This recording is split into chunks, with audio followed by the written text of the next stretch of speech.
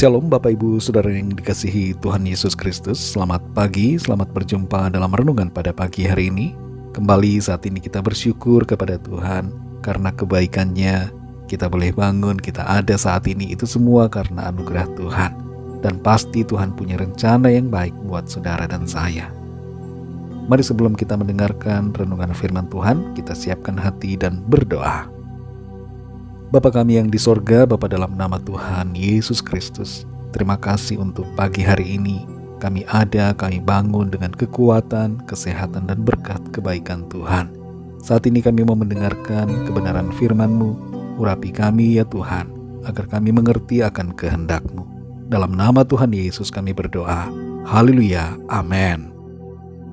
Saudara yang dikasih Tuhan, pembacaan Alkitab kita pada saat ini terdapat dalam Injil Matius pasal 1 ayat 1-17. Saudara dapat membacanya secara pribadi setelah mendengarkan renungan ini. Saya akan membaca Matius 1 ayat yang ke-17. Tertulis demikian. Jadi seluruhnya ada 14 keturunan dari Abraham sampai Daud, 14 keturunan dari Daud sampai pembuangan ke Babel, dan 14 keturunan dari pembuangan ke Babel sampai Kristus. Saudara dikasih Tuhan, dalam Matius 1 ayat 1-17 ini terdapat silsilah mengenai Yesus Kristus yang tertulis sejak Abraham. Kedatangan Allah menjadi manusia lewat seorang perawan bernama Maria, melibatkan orang-orang yang ada di atas Maria, yaitu nenek moyangnya.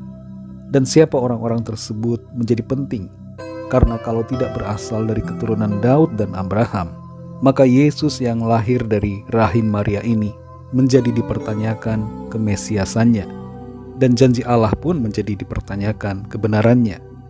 Tapi di sini dengan begitu jelas kita dapat membaca bahwa 14 keturunan dari Abraham sampai Daud, dan 14 keturunan dari Daud sampai pembuangan ke Babel, serta 14 keturunan dari pembuangan ke Babel sampai Yesus Kristus adalah garis silsilah yang sah dan valid sesuai dengan janji firman Tuhan mengenai Mesias.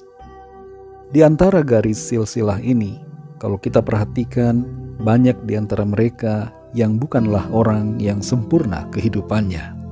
Abraham misalnya, dia punya kesalahan ketika ia mengambil Hagar menjadi istrinya. Tapi Abraham tetap dipakai Tuhan sebagai garis dari kelahiran Kristus. Kemudian kita melihat Yakub. Yakub pun punya kesalahan ketika ia menipu Esau saudaranya. Selain itu ada Yehuda yang juga melakukan kesalahan terhadap Tamar.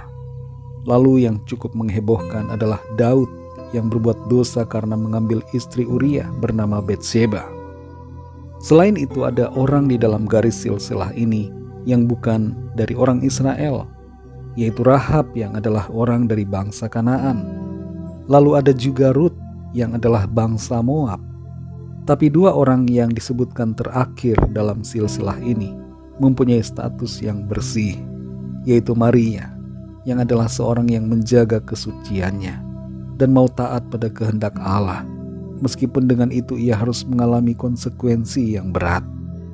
Selain Maria, ada Yusuf tunangannya yang memiliki hati yang tulus dan dengar-dengaran kepada Tuhan. Secara keseluruhan dari silsilah ini, kita tidak dapat membanggakan sebagian dari orang-orang yang ada di dalamnya karena dosa dan kesalahan mereka. Tapi kita dapat memahami suatu keluarbiasaan dari kasih Tuhan yang mau memakai manusia yang rusak dan berdosa untuk menjadi jalan dari penggenapan janjinya. Saudara yang dikasih Tuhan, apa arti dari hal ini bagi kita? Artinya adalah bahwa Tuhan sanggup memakai kehidupan saudara dan saya.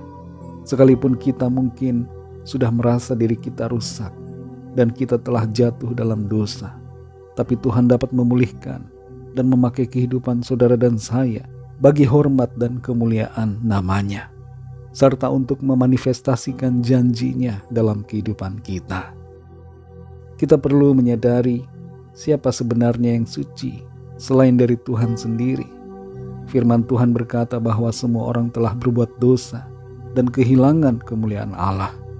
Tapi oleh karena Kristus Yesus, kita dipulihkan dan dijadikan ciptaan yang baru. Saudara yang dikasihi Tuhan, pesan firman Tuhan buat kita lewat ayat-ayat ini adalah bahwa Tuhan dapat memakai kehidupan saudara. Yang rusak dapat Ia pulihkan, yang hancur dapat Ia bangun kembali. Tuhan mau mengampuni dan memakai hidup kita menjadi saluran bagi penggenapan janji-Nya. Mari jangan kita rendah diri atau merasa tidak mungkin dipakai Tuhan. Tuhan mau memakai kita menjadi alat bagi kemuliaan-Nya. Mari kita berdoa. Bapa kami yang di surga, Bapa dalam nama Tuhan Yesus Kristus, Tuhan yang sungguh sangat baik, yang selalu ada bersama dan menyertai kami. Kami bersyukur untuk kebenaran firman-Mu. Kami mengerti lewat apa yang tertulis, bahwa Engkau Tuhan dapat memakai siapa saja yang Engkau berkenan untuk pakai. Engkau mau memakai setiap kami juga yang hidup saat ini. Walaupun kami merasa diri kami tidak layak, walaupun kehidupan kami rasa sudah rusak, tapi Tuhan dapat pulihkan, Tuhan dapat mengangkat kami. Tuhan mau mengampuni dan menjadikan kami kudus sebagai ciptaan yang baru untuk dipakai untuk hal-hal yang mulia. Terima kasih Tuhan untuk firman-Mu. Terima kasih untuk kasih-Mu dan kesempatan yang Tuhan berikan.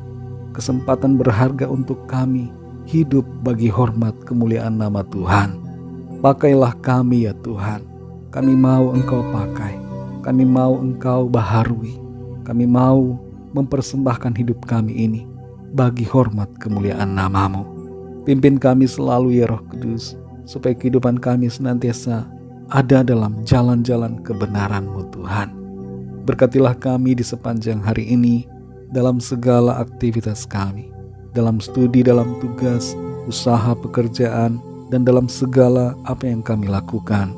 Biarlah di dalam semuanya itu, nama Tuhan senantiasa kami muliakan. Kami berdoa bagi yang sakit, agar Tuhan menjamah. Sembuhkanlah ya Bapa, berikan kekuatan dan kesehatan yang sempurna. Dan yang sedang dalam pergumulan, masalah, kami mohon pertolongan Tuhan, agar Tuhan memberikan jalan keluar dan mujizat-Mu bagi setiap kami. Terima kasih Tuhan, terpujilah nama-Mu. Dalam nama-Mu yang kudus, nama Tuhan Yesus Kristus, kami sudah berdoa dan mengucap syukur. Haleluya. Mari sama-sama kita berdoa doa Bapa kami. Bapa kami yang di surga, dikuduskanlah nama-Mu, datanglah kerajaan-Mu, jadilah kehendak-Mu di bumi seperti di surga.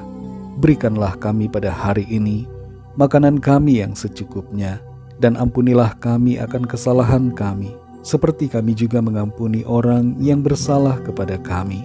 Dan janganlah membawa kami ke dalam pencobaan, tetapi lepaskanlah kami daripada yang jahat. Karena Engkaulah yang mempunyai kerajaan dan kuasa dan kemuliaan sampai selama-lamanya. Amin. Terimalah berkat Tuhan. Tuhan memberkati engkau dan melindungi engkau. Tuhan menyinari engkau dengan wajah-Nya dan memberikan kasih karunia. Tuhan menghadapkan wajah-Nya kepadamu dan memberikan damai sejahtera. Berkat anugerah dari Bapa Surgawi, cinta kasih karunia dari Tuhan Yesus Kristus, dalam persekutuan dan penghiburan Roh Kudus, menyertai kita semua sekarang ini dan sampai selama-lamanya. Dalam berkat nama Tuhan Yesus Kristus. Haleluya. Amin. Puji Tuhan, saudara yang dikasihi Tuhan, saya percaya firman Tuhan menjadi berkat dan kekuatan buat saudara semua, dan Roh Kudus akan menolong saudara untuk lebih lagi memahami kebenaran firman Tuhan. Tuhan Yesus memberkati saudara semua. Sampai jumpa dalam renungan yang berikutnya. Haleluya.